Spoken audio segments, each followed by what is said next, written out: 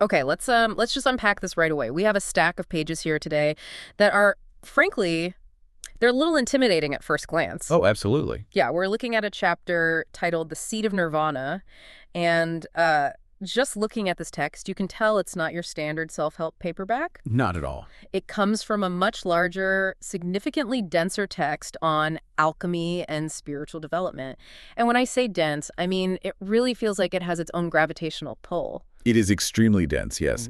But it's also incredibly illuminating if you have the patience to really sit with it. It's the kind of text that, well, it reads you rather than the other way around. I really love that framing, and I want to set the stage immediately for everyone listening to this deep dive. If you hear the word alchemy and your brain immediately goes to, you know, bearded guys in medieval basements trying to turn lead into gold so they can pay off their feudal lords, just stop right Right, we need to clear that up immediately. We are definitely not talking about metallurgy here. We are talking about something much more internal, much more psychological, and honestly, a lot more intense. Precisely. We are looking at the alchemy of the human mind. The text uses the metaphor of physical alchemy, transmutation, heat, pressure, to describe the very real, very messy process of how human consciousness actually evolves. Yeah. And specifically, we are diving into a concept that Joseph Campbell, who is actually quoted right at the start of our source material today, famously articulated. He said, "The dark night of the soul comes just before revelation." And that is the hook right there. That is the actual mission of this deep dive. We are exploring this relationship between darkness, what the alchemists call Nigredo, and light, or albedo. Yes. And the core argument here is that the darkness isn't just a bad time you have to get through. It's not some glitch in the system. Right. It is the necessary fuel. It's the mud that the lotus needs to grow. That metaphor of the lotus is completely central to the text, and we really need to sit with the reality of it for a second. You know, we see a lotus flower, we think of purity, beauty, enlightenment. Right. But biologically speaking, where does a lotus actually grow? In the muck. In the muck, exactly. In the decomposing, slimy, totally anaerobic sediment at the bottom of a swamp. Yeah. The text is telling us that Nigredo, which literally translates to blackness or putrefaction, is that muck. Yeah. It is the decomposition of your old self. You simply cannot have the bloom without the rot. That is such a visceral image. It is. And today, we're going to look at what that rot actually consists of, how we transition out of it, and this totally fascinating concept of the seed of nirvana that is planted in the deepest, darkest part of that struggle. Which is a relief, honestly, because I think we live in a culture that really tries to sanitize the struggle. Oh, complete. We want the after photo without the before photo. We want the top of the mountain without the climb. But this text is explicitly saying, no, look at the mess. The mess is the actual porn. The mess is the material. Right. So let's start at the very beginning of the source. The text jumps right in with a definition of an alchemist. And it's kind of a gatekeeping definition, isn't it? It is very strict. It says you aren't really an alchemist until you find the stone of the philosophers. It does draw a hard line there. It says the alchemist only really becomes an alchemist when they find this stone. Everything before that point is just prep work. It's just washing the beakers, so to speak. But we have to be very, very clear about what this stone or seed actually is. Right, because in the movies, the Philosopher's Stone is a glowing red rock that gives you immortality or turns regular metal into gold. But here, the source says the seed starts off as just raw material. And I have to say, when I read what the raw material actually is, I felt a little bit called out. Why is that? Because the text says the raw material isn't the mineral at all. It is the subjective awareness of the trainee alchemist. It's me. It's my own head. Exactly. And this is exactly where it gets uncomfortable for a lot of people. The raw material is specifically the parts of ourselves that are, as the text describes, beyond control and often comprehension. That's a terrifying thought. The raw material isn't my best self. It isn't my perfectly curated LinkedIn profile self. It's the stuff I absolutely cannot control. Think about the implications of that for a moment. If you were trying to build something perfect, which is the ultimate goal of alchemy, the great work, you usually want to start with pristine materials. Yeah, you want the best stuff. Right, you want high-quality steel, clean wood, fresh ingredients. But this text is saying, no, your raw material is your messy, confused, totally subjective awareness. That is literally the only thing you have to work with. But hold on a second. The text describes this awareness as raw material. Why raw? And why does it say it's beyond control? Because I feel like I'm in control of my awareness right now. I'm choosing to talk to you. I'm choosing to look at my notes. Is that really uncontrollable? That is the illusion of control. Let's do a quick experiment, just you and me. And you listening to this right now can do this too. For the next 10 seconds, I want you to be absolutely aware of everything around you, but I want you to completely prevent yourself from thinking about a white bear. Okay. Ready. Go. All right. Observing. Okay, I failed immediately. I literally just saw a polar bear drinking a Coke. Exactly. And even if you managed to suppress the bear for a second, were you able to stop the sudden itch on your nose? Were you able to stop the sudden anxiety about whether you're doing the experiment right? No. Were you able to stop the sudden memory of an embarrassing thing you said at a party 3 years ago? Oh, man, definitely not. It's like my brain is a web browser with 100 tabs open and pop-ups just appearing constantly out of nowhere. That is the raw material, that chaotic, entirely unbidden stream of consciousness. The text calls it raw because it is unrefined. It is mixed with all this debris, random emotions, conditioned reactions, biases, basic biological drives. It's just noise. It feels uncontrollable because, as we just proved, the I that thinks it's in charge is actually just riding on top of a very wild elephant. So the alchemist looks at that wild elephant, that absolute mess of anxiety and distraction, and says, great, I can work with this. The alchemist has to. The text emphasizes that this subjective awareness is the absolute only medium the alchemist has. You can't work on the world out there. You can only work on this raw, chaotic awareness in here. And the entire process of refining this stone, this seed, is what the rest of the chapter explores. Okay, so we are stuck with our messy minds. That's our clay. But then the text takes a really sharp turn into heavy philosophy. It starts deconstructing the very idea of reality itself. And this is where I had to read the sentence twice to make sure I got it. Yes, the subjectivity argument. It says, quote, all reality is subjective. Objective reality is a myth of science. It is a radically bold stance. It's a huge claim. It sounds like something a college freshman says after their first philosophy class just to sound deep. You know, nothing is real, man. I mean, come on. If I kick a table, my toe hurts. That pain is objective. The table is objectively there. How does the text defend this idea without just sounding ridiculous? We have to understand the specific context the author is using here. The author isn't necessarily saying that if I drop a glass, it won't fall to the floor. They aren't denying basic physics in a practical sense. Okay, good. But they are talking about the experience of reality. The text defines reality very specifically as the experience one has that appears real. So reality is essentially the movie that is playing inside my head. Precisely. Let's look at your example of kicking the table. The physics of the impact might be objective in a scientific sense. Force equals mass times acceleration. But the reality of that moment, that is entirely you. How so? The physical sensation of pain is processed by your specific, unique nervous system. The emotional reaction to you thinking, stupid table, or I'm so incredibly clumsy, is dictated entirely by your personal history. The fact that you even notice the pain instead of ignoring it because you were distracted by something else entirely, that is all subjective. So two different people could kick the exact same table with the exact same force and effectively live in two completely different realities regarding that specific event. Exactly. One person might just laugh it off and keep walking. The other might completely spiral into a rage because it's the absolute last straw in a terrible day. Yeah, I've been there. The text argues that no one reality can possibly be the same. Your experience of this conversation right now is fundamentally different from mine. Therefore, we're essentially living in two different realities that just happen to intersect or overlap in this room. The text uses a very specific word for this that usually sets off major alarm bells. It calls this solipsistic. It says every reality is solipsistic, absolutely created around and for the awareness it serves. Yes, that word carries a lot of baggage. Now, usually when people hear the word solipsism, they immediately think of a narcissist, or they think of someone who genuinely believes they are the only real person in the entire universe, and everyone else is just a robot or a projection. And the text actually addresses that specific danger explicitly. This is a very crucial distinction we need to make today, because it is the exact thing that separates the practicing alchemist from a person having a mental breakdown. The source material compares the alchemist's realization directly to a manic state. Yeah, let's really talk about that, because it says in a manic state, people kind of get this but miss the point entirely. Right. Imagine a person in a full manic episode or a state of psychosis. They might have this sudden flash of insight where they realize, wait a minute, my mind creates my reality. Which is true, based on what we just established. It is. But the profound error they make, the missing the point part, is that they suddenly think existence itself is solipsistic. They think, I am creating the physical universe. I am the director. Therefore, I am God, and none of you are actually real. Which is a terrifying and incredibly isolating place to be.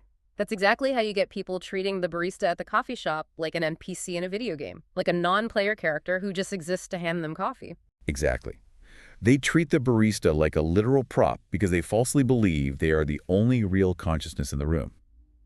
But the alchemist understands that the mechanism of reality is solipsistic. The mechanism. Yes. They realize my experience is entirely unique to me and is created by my own awareness. But, and this is the absolutely vital key, they understand that the barista is doing the exact same thing in their own head. Oh, I see. So the alchemist realizes I'm wearing a VR headset that constantly filters the world for me, but they also look at you and realize you're wearing a headset too. Yes, and that realization creates deep compassion, not arrogance. We're all just walking around bumping into the furniture because we're all trapped in our own mental projections. Yeah. The manic person thinks they're the only person in the room. The alchemist realizes the room is incredibly crowded with people who are all trapped in their own subjective worlds. That is a very subtle but genuinely massive difference. One perspective leads to a total God complex, and the other leads to, well, what does it actually lead to? The text says there can be no normal. It leads to freedom, eventually. But first it leads to experimentation. The text says that once you truly recognize there is no normal objective reality to adhere to, the alchemist starts playing with the edges of reality. I really love that phrase, playing with the edges of reality. It sounds like testing the boundaries of a level in a video game. Yeah. Like, what happens if I just keep walking into this wall? Do I eventually clip through it? It's a great image. Think about it.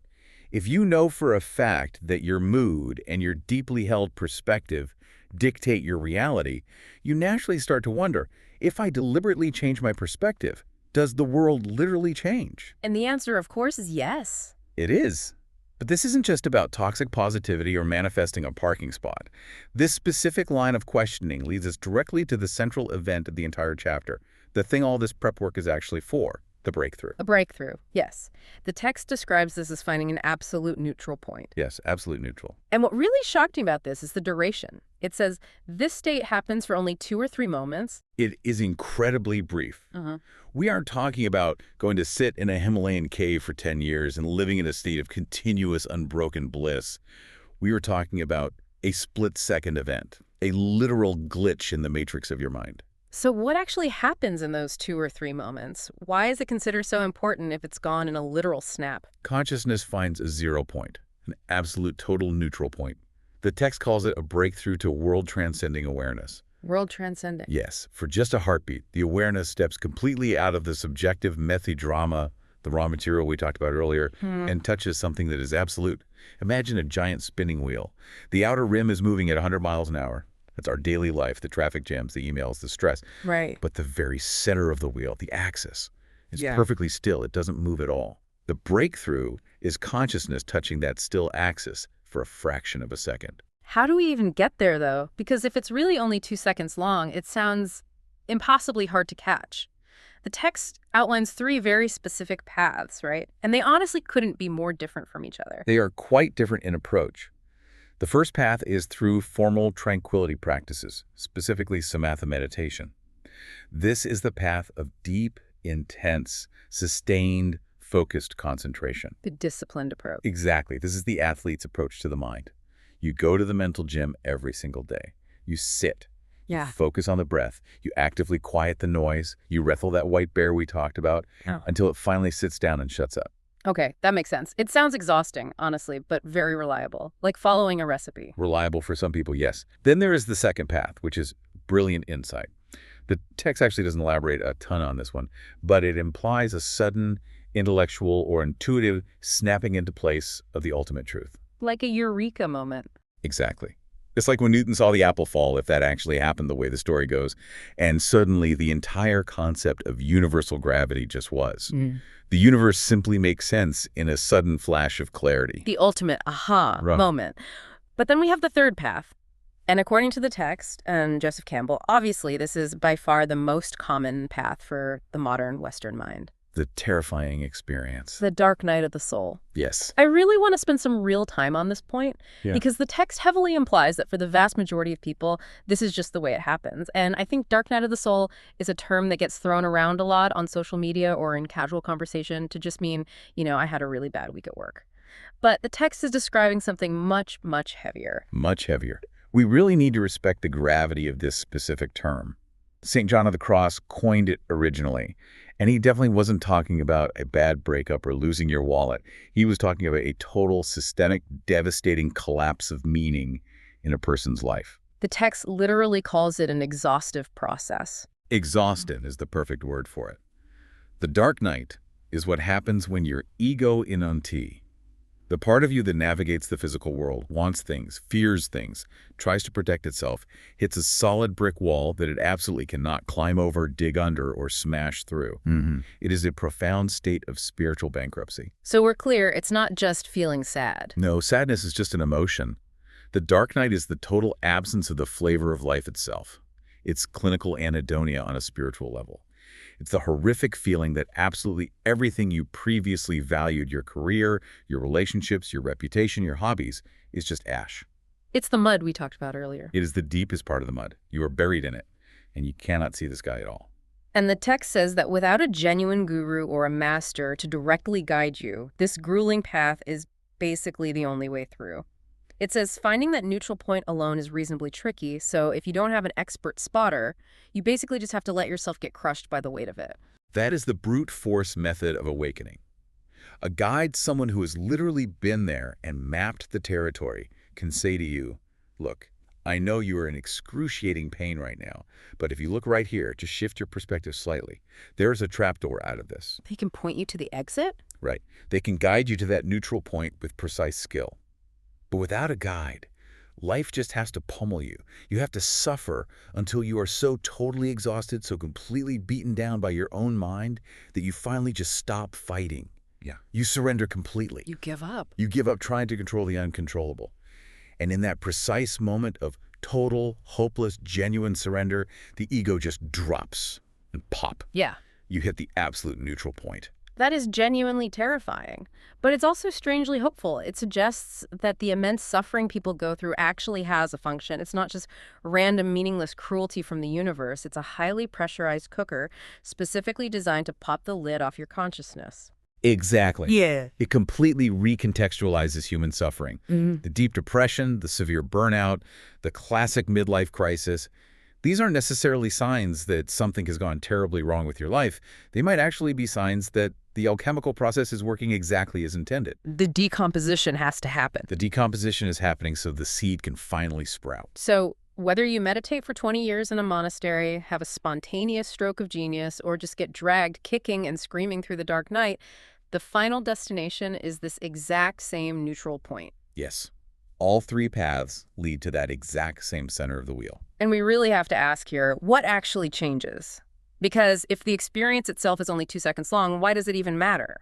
If I eat the greatest sandwich in the world, the experience lasts 10 minutes. This is drastically shorter than taking a bite of a sandwich. But the text firmly claims it forever changes their perspectives. This brings us to the section titled The Mechanism of Change. And this is honestly the most purely practical part of the text, in my opinion. It defines reality again here as a dynamic relationship. It says reality is the constant interaction between how the world reacts to us and what we think this means. What we think this means, that seems to be the key variable in the equation. It absolutely is. The alchemist's primary lesson is that by intentionally modifying meaning, you fundamentally change the actual experience of reality. Can we ground this for the listener? Let's give a really concrete, everyday example of how this works. Okay, let's say you are driving to work on a Monday morning and you suddenly get a flat tire. That is the objective fact of the situation. That is how the physical world reacts to you. Basic physics happened. Now, for almost all of us, the meaning follows instantly and automatically. This is a total disaster. I'm going to be late for the meeting. My boss is going to be furious. I am an idiot for not checking the tire pressure yesterday. Right. And my physical reality immediately becomes stressful, angry, and fearful. My blood pressure physically spikes. I'm banging my hands on the steering wheel. I'm sweating. Exactly. You are literally living inside a tragedy in that moment. But if you are somehow able to modify the meaning, I really don't mean just faking toxic positivity, but genuinely seeing the event differently, the physical reality actually changes. How so? If the assigned meaning is simply, okay, this is a minor inconvenience, but it's also a forced pause in my day, I can just listen to a nice deep dive while I wait for the tow truck, I am safe, then your reality is calm. Your heart rate stays low. It is just a neutral event that is happening. It sounds so simple when you say it like that, but the text explicitly says the alchemists might not actually realize this power early on in their practice. It says it often clicks for them only after the breakthrough. Why is that? Why can't we just decide to change the meaning of things right now without having a breakthrough? Because before you hit that absolute neutral point, you are completely glued to your habitual reactions. Yeah. You don't even realize you can change the meaning. You fundamentally believe the meaning is inherent in the event itself. You think the flat tire objectively is bad. Exactly. You don't see that bad as just a mental sticker that your brain slapped onto the tire the second it popped. So this neutral point we keep talking about, this tiny 2 seconds of world-transcending awareness, it basically peels that sticker off? It entirely burns the sticker off. Yeah. Because you momentarily touched the absolute unconditioned reality, you realized on a cellular level, oh, none of this stuff is inherently bad or good on its own. It just is. Yeah. And once you truly see that mechanism working, you can never fully unsee it. The text points out that after this breakthrough happens, and after the 2 or 3 subsequent experiences of the consequences of this realization, the individual creates a brand new position called the internal observer. Yes, this is the first real fruit of the seed sprouting. Because you have physically touched that absolute neutral point, you now have a solid place to stand inside your own mind that isn't entirely sinking in the mud.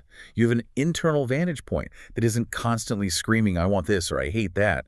It just quietly watches. I really want to dig into this internal observer concept. The text lists some very specific characteristics for it. It says it is transcendental, it is detached from personal need, and it constantly offers impartial guidance. Think of it like a camera drone hovering high over a massive traffic jam. The you that is on the ground is stuck in the car, honking the horn, sweating, completely stressed out. But the internal observer is the drone.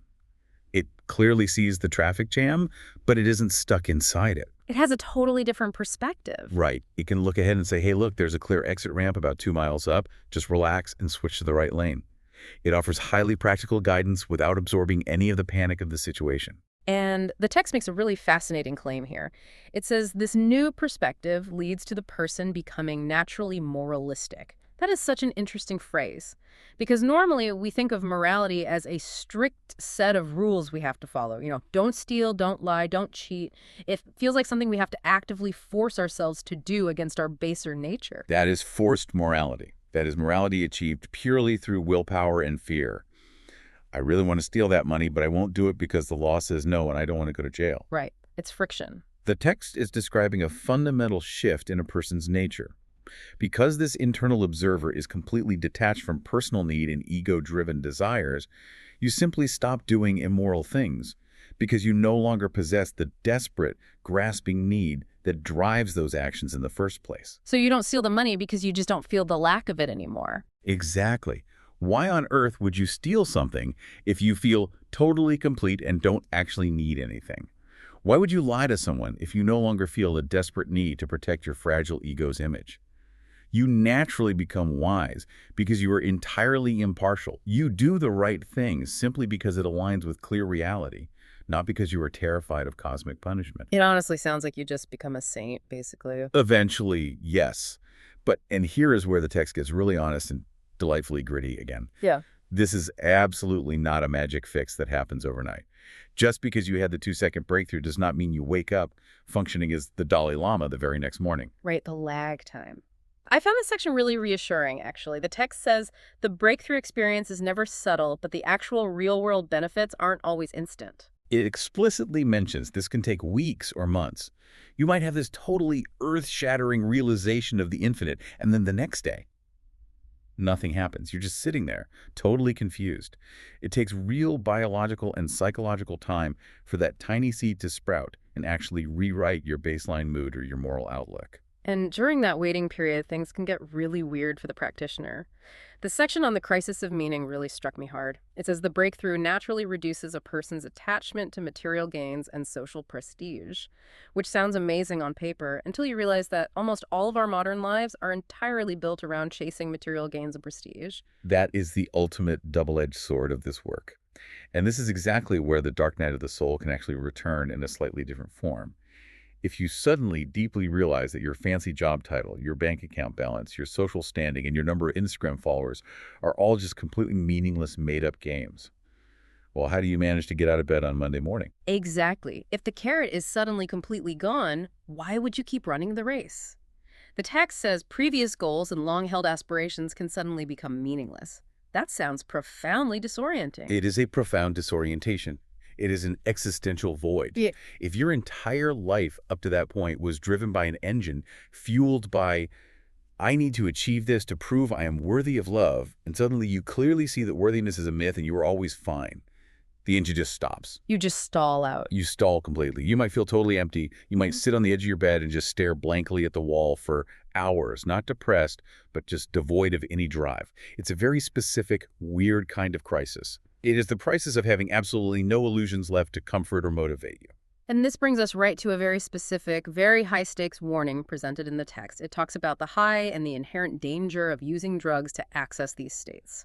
This is a highly critical point the author makes, and we definitely need to handle it with nuance here. The text readily acknowledges that certain drugs, psychedelics specifically, or plant medicines, can indeed give a person temporary, highly unstable access to what they call jhana, or supernormal, world-transcending awareness. So you really can just cheat your way to the peak. Yeah. You can just pay a guide, take a helicopter, and land right on the top of Mount Everest. You can absolutely take the helicopter, yes. You can step out, you can see the incredible view, you can totally experience the feeling of universal oneness, but, and this is the massive, but that literally saves lives. You haven't actually climbed the mountain to get there. Your spiritual muscles are not conditioned for that altitude. Your nervous system is not acclimated to that thin air. The text explicitly warns that if you achieve this state purely via drugs and then have the actual breakthrough to transcendental awareness, it can result in big changes of personality that get caught up in severe addiction. Why exactly is that specific combination so toxic? Think about the container of the human mind. We just talked extensively about how this genuine breakthrough utterly shatters your previous meanings, your goals, and your motivations. That is a psychological earthquake of epic proportions. It completely destroys the house you lived in. Right. Now, if you have spent years practicing meditation, following the samatha path we mentioned earlier, you have slowly, painstakingly built a new, much stronger foundation to stand on while the old house falls down. You have built up mental discipline, laser focus, and deep emotional stability. You're prepared for the earthquake. But if you just swallowed a pill... If you just swallowed a pill, you have zero foundation built. Yeah. You are suddenly left standing in the smoking rubble of your old life, your old ego, with absolutely no coping skills to build a new one. The nervous system literally blows a fuse. It simply cannot handle the sheer voltage of the absolute truth running through unprepared wires. And so you get addiction as a result. You get severe addiction because the artificial high of the realization becomes the only possible place you feel okay anymore. You keep frantically trying to buy another helicopter ride back to the peak because standing down in the valley amidst the rubble of your life is now completely unbearable. Wow. Or even worse, your personality completely fractures because you simply cannot integrate the infinite, unconditioned truth of the universe with the highly finite, boring reality of having to pay your taxes and wash your dirty dishes. It is a very stark warning that this is incredibly powerful stuff, and the human vessel needs to be structurally strong enough to hold it before you pour it in. That makes a massive amount of sense. Yeah. It isn't just prudish moralizing against drugs. It's literally a structural engineering warning. You wouldn't strap a massive jet engine onto a rusty bicycle. It would tear the bike apart. Perfectly put. It would destroy the vehicle. Okay, so assuming we navigate this intense crisis of meaning, we do the work to build the foundation, we don't blow our mental fuses, and we patiently survive the lag time. We finally arrive at the transition to albedo. The text explicitly says this breakthrough moment marks the true start of albedo, or whiteness and clarity. It is the bright dawn after the incredibly dark night, the final clearing of the storm. But I really love this seemingly contradictory description of the alchemist at this new stage. It says, the raw material of the person looks largely normal on the surface. This aligns beautifully with the classic Zen proverb. Before enlightenment, chop wood, carry water. After enlightenment, chop wood, carry water. On the outside, to a casual observer, the true alchemist looks exactly like a normal, boring person. They aren't levitating. No, they still have a day job, they still eat regular dinner, they still get frustrated when they have to wait in a long line at the DMV, they don't glow in the dark or speak in riddles. But the text says, deep within is the seed of the deathless, or Nirvana. That is the hidden secret. They are walking around carrying a tiny nuclear reactor of infinite peace deep inside their chest. The text beautifully calls it the seed of the deathless.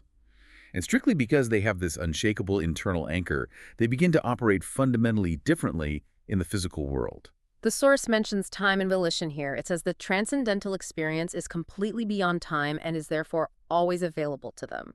This realization gives the alchemist a sense of deep, almost supernatural patience. Think about it. Most of us are constantly rushing around feeling totally stressed because we fundamentally feel like we're running out of time.